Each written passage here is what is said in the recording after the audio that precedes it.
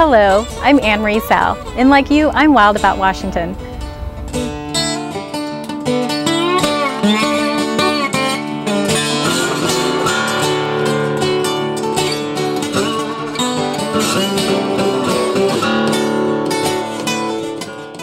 When you put together a day on the water, an avid angler, someone going fishing for the first time, and hatcheries ready to plant hundreds of lakes, you know we're just days away from the traditional opening of the fishing season. So we're out here at Spencer Lake doing a little early trout fishing, Western Washington. This young man hasn't fished before. This is his first chance, so first time fishing. So we're out here doing a little power bait fishing for rainbow trout. Rainbow trout, general trout season opens here in a couple of weeks, so we're just trying to get some pointers on how to cast, how to reel, and this is a real good opportunity. There's plenty of year-round lakes around most of the areas in Western Washington and give people some opportunity to go out and get in on some action. I suggest checking the website. You can find out what lakes have been stocked already this year, give you a chance to increase your expectation of harvest. The amount of effort spent fishing on opening day surpasses that of all other fishing events in the state. We anticipate this year about 300,000 people are going to participate in lowland lake trout fishing on the last Saturday in April. The family tradition that we see is pretty incredible. You'll see 2 or 3 generations of anglers out often on many bodies of water. And it's just a real good time for kids, grandparents, and family members to get together and spend some time fishing, hopefully catching. Although opening day of trout season is just around the corner, there are opportunities to fish year-round in the state of Washington. There's plenty of lakes out there that are stocked periodically that offer some great opportunity for catch. And so there's although that you do have to wait till the last day of Saturday on many of the lakes, there's ample opportunity to go out and fish in the lowland lakes in Washington throughout the year. Eel Spring Hatchery raises fish for the Lowland Lake program in Western Washington. We supply 300,000 catchables, planting fish in Thurston, Mason, Kitsap, and Jefferson counties. Our program ties in with the other catchable and Lowland Lake openers throughout the state of Washington. The passion of fishing is, for some, is the catch. Certainly, and for, in my opinion, if you're going to get kids excited about fishing, you really have to include the opportunity to catch and in many cases harvest a fish. But for a lot of people, it's the opportunity to get together and spend time with family and friends. And that really is what's exciting and what is the primary objective of a lot of people on opening day of trout season. If you fish the Tucannon River impoundment, you need to know there is an important change in the catch limit rules.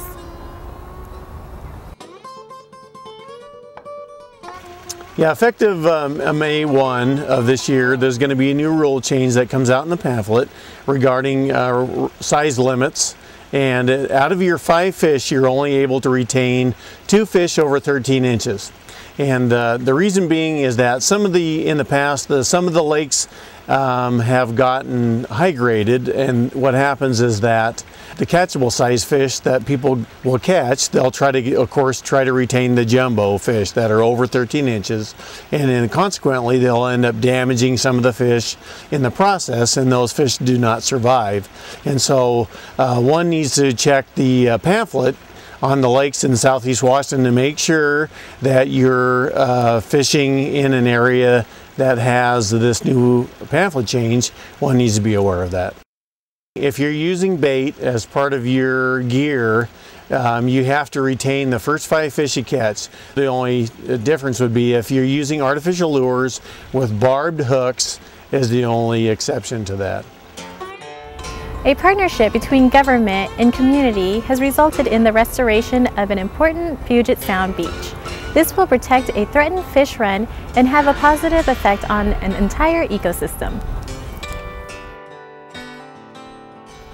In the 1990s, after completion of habitat repair work in Chimacum Creek, summer chum were reintroduced to the system. And in the last few years, the return of adult summer chum salmon has been about 1,000 fish per year. To ensure the long-term survival of summer chum in Chimacum Creek, The Department of Fish and Wildlife, along with our partners, the North Olympic Salmon Coalition, the Jefferson Land Trust, Jefferson Conservation District, Trout Unlimited, and others, embarked upon a project to permanently protect the summer chum spawning habitat, to permanently protect the estuary, and in this case to also restore the marine nearshore environment here at the mouth of the creek to improve survival of summer chum fry when they first enter the marine environment as little fish about 1.25 inches long. In 2001, the department purchased the log yard, and now using money from the Salmon Recovery Funding Board, we're removing the log yard. The upper part of the log yard was excavated and hauled away. That exposed clean marine sediments underneath that are being moved to this sediment bench. And we've got a restored beach out front, at least it will be when they're done working. So we'll have a nice flat intertidal beach again. And then this marine sediment will be here to slowly erode away over the years and the decades and nourish other shoreline beaches and spits in the area.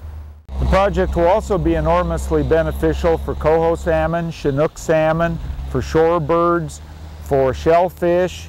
We expect to have really good clam populations on the restored beach. We expect to see an increase in eelgrass beds on the shoreline out here, which will be good for critters like black brant, for example, and wading birds and other waterfowl. This will be a fantastic amenity for the citizens of Jefferson County and really for all the citizens of Washington State, I think. It's right next to a future county park.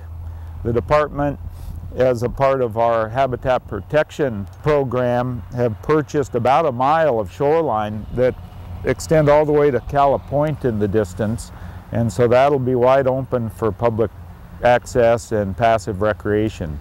It has been a big winter at Oak Creek, both for the elk and the people who like to watch them. Spring is here and the elk are moving back to the high country, but the recreation opportunities at Oak Creek continue year-round.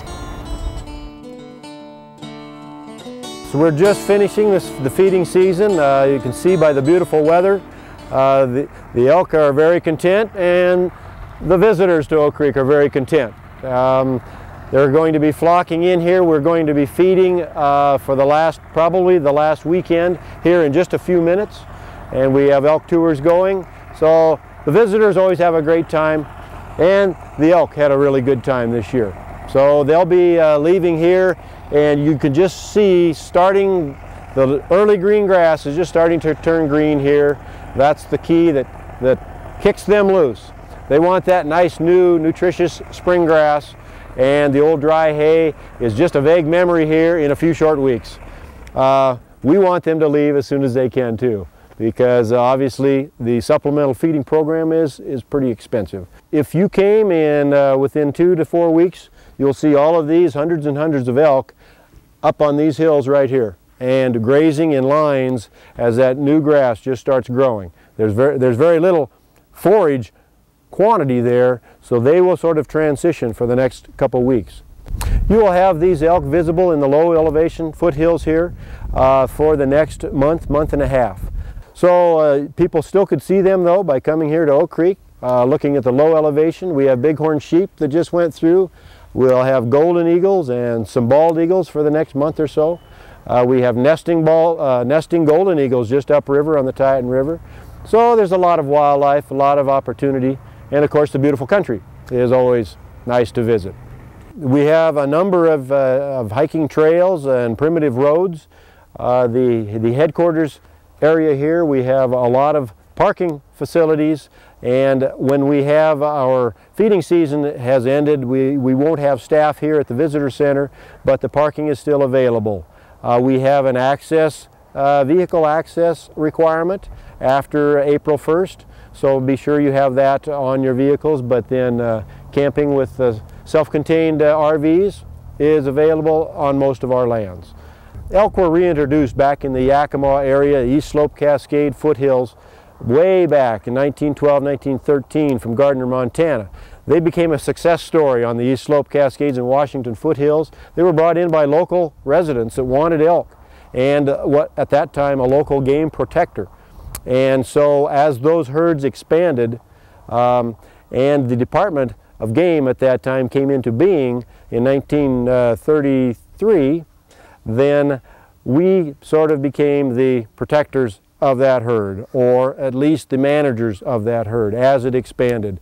And it did start expanding rapidly, started causing conflicts with agriculture, primarily orchards. There's high-value orchard crops in this area, and elk can be very, very damaging in a short order in a wintertime. So that's where our feeding, and you see miles of elk fence, all came into play, is to try to maintain these elk during the wintertime on our Fish and Wildlife lands, primarily Oak Creek. We're still in that mode today, and our feeding program, of course, it allows us a great opportunity to educate and inform the public, and of course it's very popular with the citizens of Washington State who come here by the thousands every season. Here is where you can see some of Washington's wildlife during the coming weeks.